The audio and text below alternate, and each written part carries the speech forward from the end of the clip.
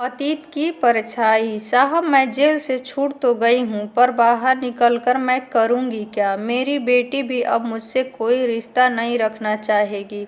जीऊँगी भी तो किसके लिए साहब? आप मुझे यहीं रहने दो ना। हाथ जोड़कर क्रांति ने जेलर से गुजारिश करी।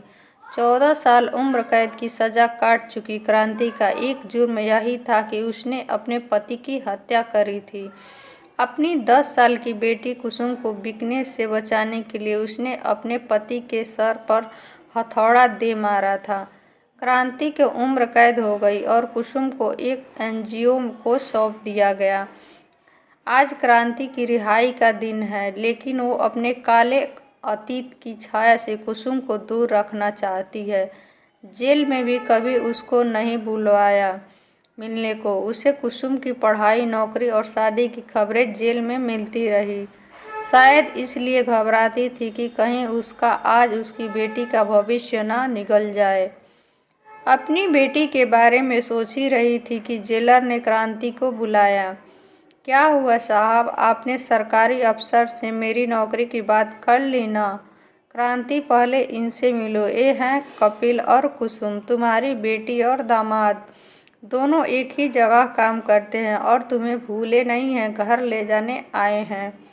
क्रांति मानो खड़े खड़े मूर्ति बने दोनों को निहारने लगी। आंखें सजल हो, मानो आशीर्वाद की बारिश कर दोनों की बलियां ले रही हो। अपने घर चलो माँ, अब सब साथ रहेंगे, कुसुम ने क्रांति का हाथ थामते हुए कहा। क्रांति जोर से अपना हाथ छुड़ाया, मानो कोई सन्यासी मोह के पास को छुड़ा रहा हो। पगला गई है क्या कुसुम? पता है ना, मैं एक दोषी हूँ, अरे हत्यारिन हूँ अपने ही पति की। मैं तुम्हारे साथ नहीं चल सकती। तुम्हारी खुशियों में आग कैसे लगा दूँ बिटिया?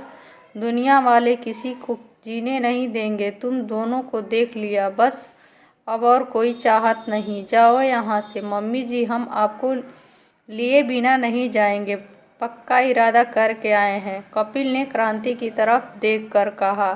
कुसुम ने धीरे से क्रांति का हाथ अपने पीठ पर रखते हुए कहा, हमारे लिए नहीं, अपने आने वाले नाती या नातिन के लिए ही चलो प्लीज माँ। और इस दुनिया की चिंता आपको कब से होने लगी? वो आप ही थी जो बचपन में मुझे कहा करती थी कि चिरैया, दुनिया चाहे कुछ भी कहे, तू वही करना जो तेरा मन करे।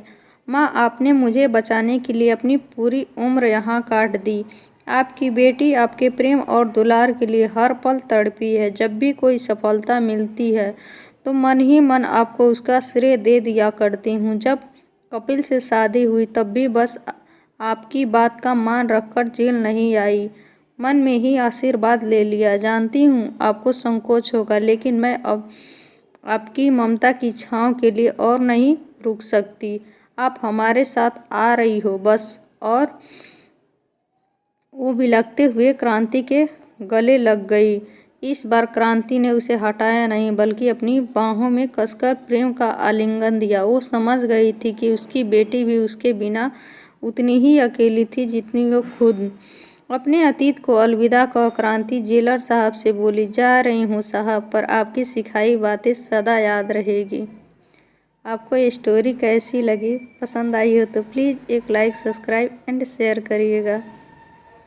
Thanks for watching video.